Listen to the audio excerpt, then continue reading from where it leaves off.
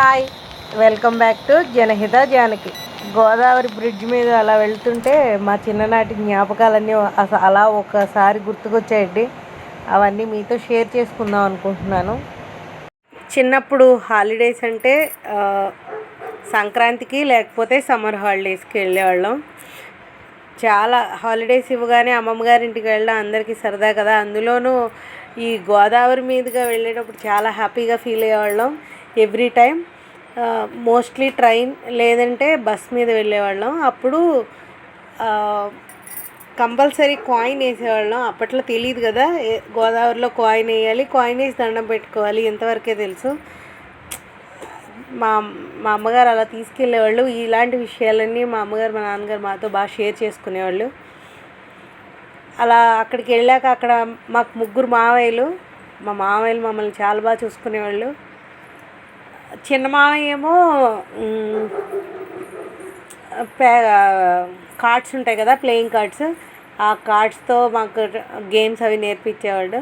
మా పెద్ద మావయ్య అయితే బైక్ నేర్పించాడు. మళ్ళీ ట్రాక్టర్ మీద మమ్మల్ని ఈవినింగ్ బయటికి తీసుకెళ్ళేవాళ్ళు. అంతేకాదు మా చిన్న మావయ్య పొటాన్ సైకిల్ ఉండేది, మీ అందరికీ తెలిసే ఉంటుంది. ఆ పొటాన్ సైకిల్ మీద నన్ను మా చెల్లిని బయటికి తీసుకెళ్ళి డైలీ సోడా ఇప్పించేవాళ్ళు. చాలా బాగుండేది ఆ లైఫ్. మళ్ళీ తిరిగి రాంది బాల్యం.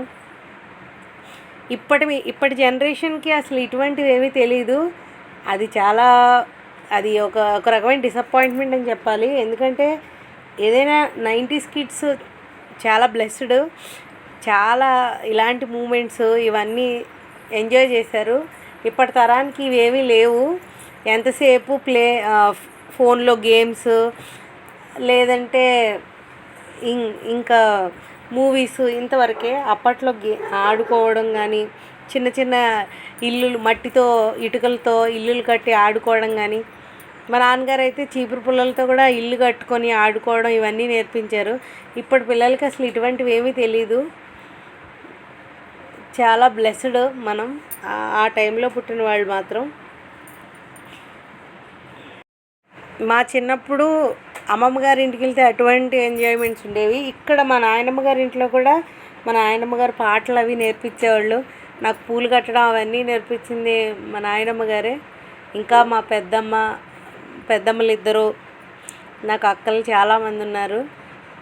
బహుశా నేను ముందు మా అక్కలకి మా చెల్లెళ్ళకి మధ్యలో నాకు అందరూ తెలుసు, అందరితో అటాచ్మెంట్ తెలుసు, ఆ బాండింగ్ అనేది నాకు తెలుసు. ఈ గోదావరి చూడగానే ఎందుకనో నాకు ఇవన్నీ ఒకసారి కళ్ళ ముందు బ్లింక్ అయినాయి. మా అక్కలందరూ చాలా ప్యాంపర్గా చూసుకునేవాళ్ళు. ఇప్పటి తరానికి మనకి చేతనైనంతైనా మనం చూపిద్దాం అటువంటివి, గేమ్స్ కానీ ఆటలు కానీ. Thanks for watching. Janahita Janaki.